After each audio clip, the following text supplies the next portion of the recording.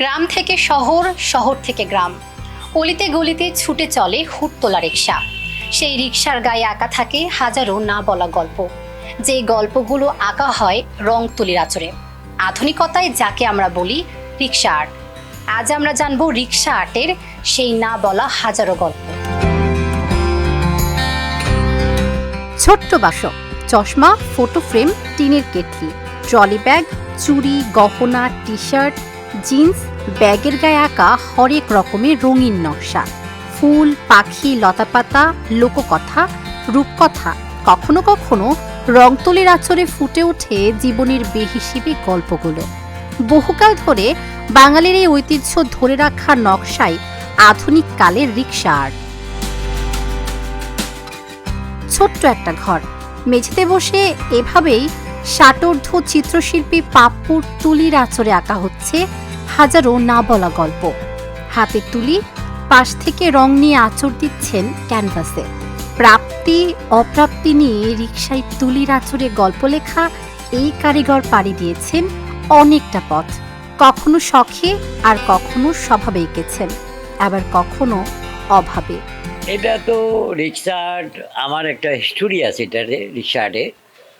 তো আমি তো মূলত ফিল্ম ব্যানার আর্টিস্ট ছিলাম। আমি সিনেমা হলে বড় বড় ব্যানার করতাম।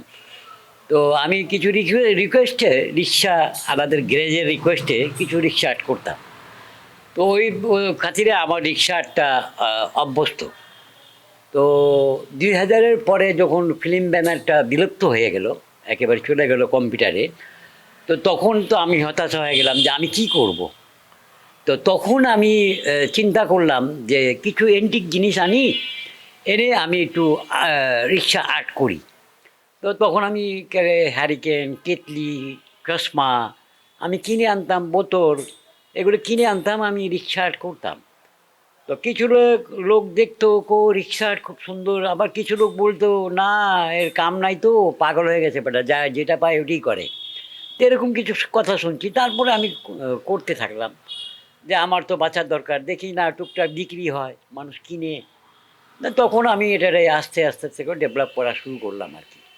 বিভিন্ন জিনিস আনলাম, বিভিন্ন জিনিসে করলাম, দেখি মোটামুটি চলে। আবার ওই ফিল্ম ব্যানারের আগে যেরকম বড় করতাম, বড় না করে আমি 2 ফিট বা 3 ফিট করে ওই গায়ে হলুদের স্টেজের ব্যানার করতাম। ওই শ্বশুর শাশুড়িকে ভিলেন বানাইতাম, বউ আমাকে হিরো হিরোইন বানাইতাম। এরকম করে আমি মানে রিক্সা আর্টারে আমি আগে নিয়ে গেছি। সময় বদলেছে, বদলেছে জীবনযাত্রা। একসময় শহরের পিচ ঢালা রাস্তা থেকে শুরু করে গ্রামের মেঠোপথ দিয়ে ছুটে চলা হুড়তোলা রিকশায় নজর কাটত রং বেরঙের নকশা। আধুনিক যুগে নাম হয়েছে রিকশা আর্ট।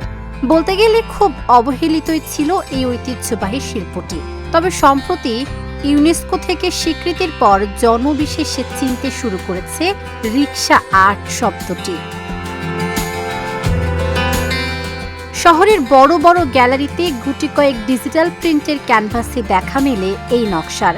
তবে ওই যে আধুনিক ডিজিটাল প্রিন্টের আদলে বিলুপ্তির পথে হাতে আঁকা নকশা, দু একজন শিল্পী ছাড়া কেউই আর নেই। আধুনিক ডিজিটাল নকশা কদর কমে যাওয়ায় বন্ধের পথে এই শিল্প। বন্ধ প্রায় সব কারখানা। দু একজন কারিগর ছোট্ট ঘরে হাতে আঁকেন এসব নকশা। রোজগার না থাকায় অভাবে শিল্পীরা ছেড়ে দিচ্ছেন এই ঐতিহ্যবাহী পেশা।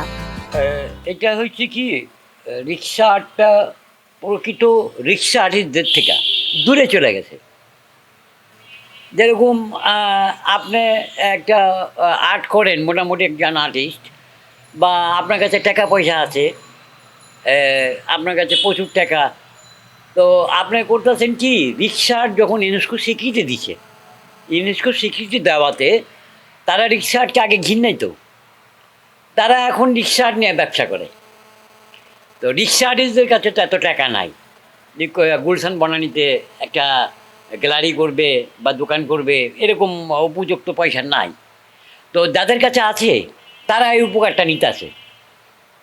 তো আস্তে আস্তে রিক্সা আর্ট যখন মেন রিক্সা আর্টিস্ট তাদের কাছের থেকে দূরে যায়, তখন অটোমেটিকলি যে কোনো কাজ ওই তো নষ্ট হয়। আগে ছিল বহু রিক্সা আর্টিস্ট ছিল, সব চলে গেছে, কেউ নাই, কেউ মারা গেছে, বেশিরভাগই লোক তো মারা গেছে। তো আমার মতন পুরানো আরেকটা আছে আহমেদ আহমেদ ভাই, উনি আছে এই এলাকায়, আমরা দুজন, এর পরে আর কেউ নাই। তো যারা আছে আমাদের শিষ্য পারবেন না, কারণ হলো এই এই দেশে মায়া নাই এটার, এই দেশে এটা চাই মায়া নাই, এইটার যে তুলে রাখবে, এটাকে যে রাখা দরকার, এইটার এদের চিন্তা নাই। এদের চিন্তা হইল যে কোনো মতো দেশটা চালাই, 5 বছর চলুক, আবার 5 বছর চালাই, এরকম চলবো। সাংস্কৃতিক বলতে এই দেশে কিছু নাই। এই তো 40 মনির হোসেন, গুরু পাপ্পর মতোই তিনিও ধরে রেখেছেন এই ঐতিহ্যবাহী শিল্পের ধারা। মন দিয়ে নকশা করছেন চলের গায়ে। ছোট্টবেলা থেকে ভালোবেসে শুরু করেন রিক্সা আর্ট, এখন এই শিল্পই তার পেশা। আসলে আমি তো খুবই আর কি ছোট সময় থাকতেই, যখন আমি ক্লাস 2তে পড়ি, ওই সনটা ছিল 1994।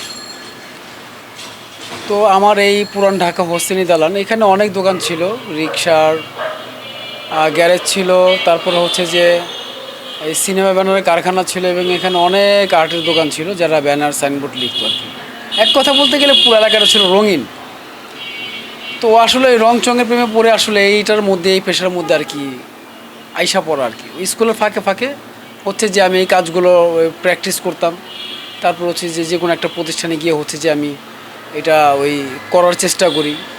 আসলে এখান থেকে আর আমার আর কি শুরুটা হয় আর কি। আসলে অনুভূতিটা তো অনেকই, যখনই যেই শিল্পী যেই চিত্রকর্মই আঁকুক, অবশ্যই তার ভিতরে কোনো না কোনো চেতনা থাকে, কোনো চিন্তা থাকে, কোনো ভাবনা থাকে। তার আসলে মূল বিষয় চেষ্টাটাই হচ্ছে ওই চিত্রকর্মের মাধ্যমে তার ভাষাগুলো প্রকাশ করা, জনসম্মুখে আনা। এটা অনেকে বোঝে, অনেকে বোঝে না। তো আসলে বিষয় হচ্ছে যে এক একজনের চিন্তাভাবনা এক এক রকম থাকে, এটা ডিফারেন্ট, এটা থাকবে। মানুষের বিভিন্ন মানুষ বিভিন্ন ক্যাটাগরি হয়ে থাকে, বিভিন্ন চিন্তাভাবনা ক্যাটাগরি হয়ে থাকে আর কি। যেমন একটু আগে আপনি আমাকে যে প্রশ্নটা করলেন যে আসলে এই কাজগুলো এখন কিন্তু আর রিক্সায় হয় না, এই যেমন আমি একটা লাকেজে করতেছি। তা আসলে এই যে পরিবর্তন বিবর্তন, এটা ঘটাইতে হয়েছে, কিছু করার নাই। কারণ হচ্ছে যে এখন রিক্সার পিছনে কাজ নেই, এখন আমরা কি করব? এখন আমাদের তো কিছু করে খেতে হবে, আমরা অন্য কিছু শিখি নাই। তো যার ফলে হচ্ছে যে আমার যিনি ওস্তাদ আছে শিল্পী মোহাম্মদ হানিফ পাপ্পু, তো উনি হচ্ছে যে এই প্লাস্টিকের যে বোতল ছিল, এই যে ধরনের প্লাস্টিকের বোতল ছিল, এই বোতলের মধ্যে হচ্ছে যে উনি এই পেইন্টগুলো আর্টগুলো করতেন। তো এখানেই আমাদের প্রতিষ্ঠান ছিল। তো এখান দিয়ে অনেক ফরেনার ওই সময় আসা যাওয়া করতো আর কি। তখন তারা এগুলো দেখে ওয়াও নাইস বলতো, তারপর হচ্ছে তারা এগুলো কিনে নিয়ে যেত। আসলে এখান থেকে ইন্সপায়ার হওয়া, তার মধ্যে চশমায় করতাম, হ্যারিকেনে করতাম, এই আস্তে আস্তে আর কি আসলে এই যে পরিবর্তনের ধারাটা এটা হয়েছে আর কি। মনে আছে সেই 90 দশকের কথা? সেকালে নকশা আঁকা হুট তোলা রিক্সা মানেই ছিল আবেগ। প্রেমিকার হাতে হাত রেখে রিক্সায় ছুটে চলা, বন্ধুরা মিলে রিক্সায় চড়ে শহর পারাপার, কখনো বা প্রয়োজনে, আবার কখনো বা প্রিয়জনের সাথে রিক্সায় চড়া। এই তো সেদিনের স্মৃতি মধুর দৃশ্য। হয়তো এভাবে আর আঁকা হবে না রিক্সার গায়ে, নকশায় রঙিন হুটতোলা রিক্সায় ছুটে চলা হবে না। হয়তো এভাবেই একদিন ইতিহাস থেকে মুছে যাবে রিক্সা আর্ট শব্দটি। হাজারো না বলা গল্প, লোককথা, রূপকথা, ছবি আঁকা রিক্সা আর্টের কদর কমছে। দিন দিন হারিয়ে যাচ্ছে এর জনপ্রিয়তা। কালের বিবর্তনে হারাতে বসেছে ঐতিহ্যবাহী শিল্প রিক্সা আর্ট। হোসেনি দালান থেকে তাবাসসুম সেজুথি, ঢাকা জার্নাল।